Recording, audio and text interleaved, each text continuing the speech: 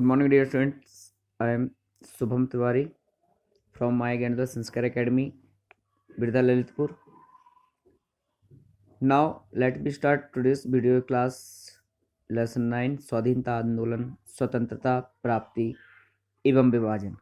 विद्यार्थियों, कल इस लेसन को स्टार्ट करने के पूर्व इसकी जो भूमिका थी उसके बारे में मैंने आप सभी से चर्चा की थी और इतिहास में घटित वह घटना जो हमारे सत्याग्रह, अहिंसा, असहयोग आंदोलन, अवज्ञा आंदोलन से जुड़ी घटना थी, इन पर हमने आपसे चर्चा की थी।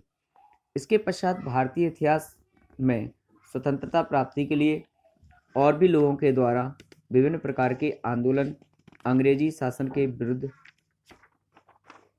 किए गए और उन आंदोलनों के पश्चात कुछ ऐसी भारतीय इतिहास में घटनाएं रहीं जिन्होंने भारतीय समाज को, भारतीय लोगों को झकझोर दिया और अंग्रेजों के विरुद्ध और भी सख्ती के साथ खड़ा कर दिया। विद्यार्थियों, आइए ऐसी ही उन कुछ घटनाओं पर बात करते हैं। तो जब सविनय अवज्ञा आंदोलन और नमक आंदोलन महात्मा गांधी जी के द्वारा छेड़ा गया, जो कि महात्मा गांधी जी की जो कुछ डिमांड हुआ करती थी, लोगों की जो डिमांड हुआ करती थी, उनको अंग्रेजी शासन के समक्ष रखना और उनको उन अधिकारों को मांग करना, पूरा करना, ये हमारे गांधी जी की सोच थी कि सत्य और अहिंसा के द्वारा हम अपनी मांगों को पूरा करवाएं, अधिकारों को लें। तो इन आंदोलनों में भारत के बहुत से हजारों लोग एकत्रित होकर के गांधी जी के साथ चला करते थे।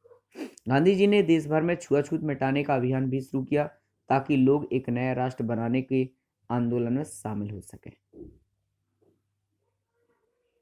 इसी से जुड़ी हुई एक घटना है।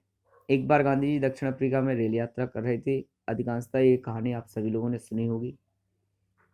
वे उस डिब्बे में बैठे थे जो गोरे लोगों के लिए आरक्षित था। उन्हें एक गोरे ने डिब्बे से बाहर धकेल दिया और कहा कि एक काला भारतीय उनके डिब्बे में यात्रा कैसे कर सकता है।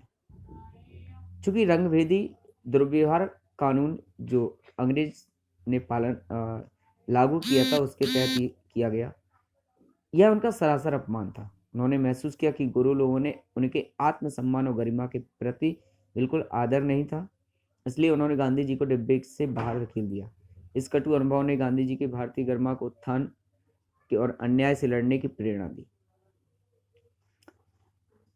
उन्होंने महसूस किया कि भारत में लोग भी आपस में जाति, मजहब, ऊंच नीच, सवर्ण, दलित, भाषा, संप्रदाय के नाम पर विभिन्न समूह में बटे हुए हैं, इसलिए ये गोरे अंग्रेज हमारे देश पर शासन कर रहे हैं।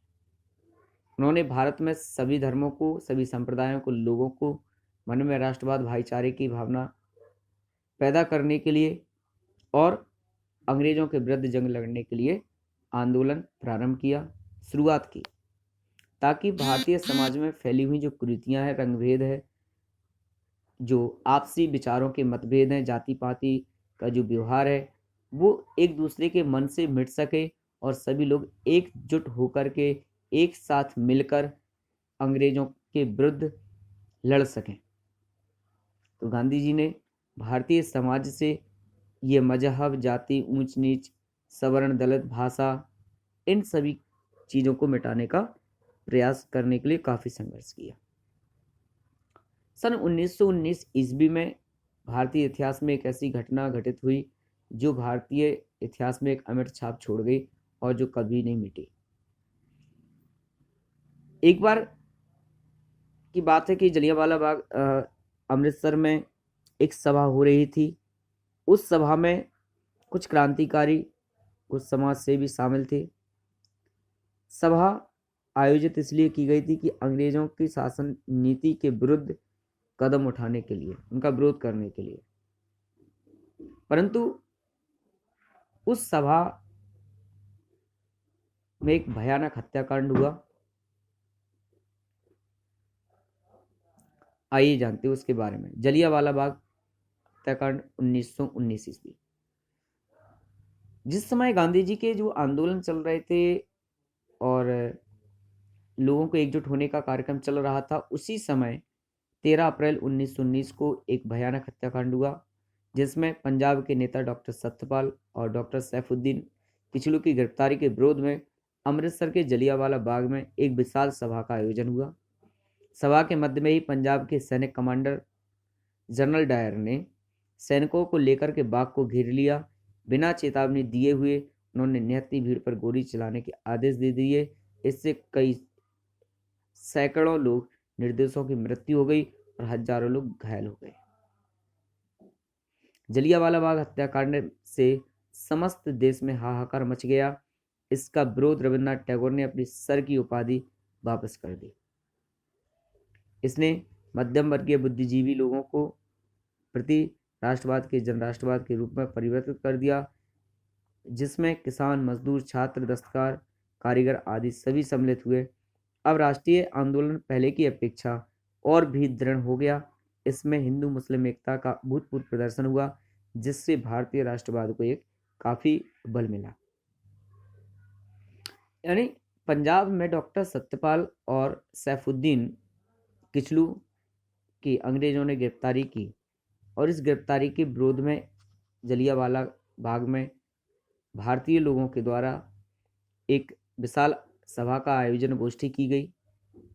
इस सभा के बारे में जैसे ही अंग्रेजों को जानकारी मिली तो पंजाब क्षेत्र का जो जनरल कमांडर था अंग्रेजी शासन का, जनरल डायर, उसने अपने सैनिकों के साथ बाग को घेर लिया और बिना चेतावनी दिए हुए गोली चलाने का आदेश दे दिया। इसमें सैकड़ों हजारों लोग मारे गए और हजारों लोग घायल भी हुए। विद्यार्थियों, इस घटना ने भारतीय समाज पर, भारतीय लोगों पर इस प्रकार से अपना एक प्रभाव डाला कि जो भारतीय समाज अलग अलग टुकड़ियों में बटा हुआ था, उन सभी ने अपने आपसी मतभेदों को त्याग कर सभी लोग एकजुट होकर के और अंग्रेजों के विरुद्ध खड़े हो गए। उस समय अंग्रेजी शासन द्वारा रविन्द्रनाथ टैगोर को सर की उपाधि दी गई थी और इस हत्याकांड के बाद रविन्द्रनाथ टैगोर ने भी इसका कड़ा विरोध किया और अंग्रेजी शासन द्वारा दी गई उपाधि को उन्होंने उन्हें वापस कर दिया। सन 1920 से 1922 ईस्वी तक 2 साल असहयोग आंदोलन चलाया गया। ऐसी विकट स्थिति में गांधी जी ने देश भर में असहयोग आंदोलन शुरू कर दिया। यानी एक ऐसा आंदोलन कि जो उन लोगों की बिल्कुल मदद नहीं करना है जो लोग भारतीय स्वतंत्रता प्राप्ति के लिए साथ में नहीं थे, जो अंग्रेजों का साथ दे रहे थे। 1857 ईस्वी के विद्रोह के बाद पूरे देश में एक साथ अंग्रेजी हुकूमत के विरोध होने वाला यह पहला बड़ा आंदोलन था। इसका उद्देश्य था अन्यायी अंग्रेजी शासन का सहयोग न करना।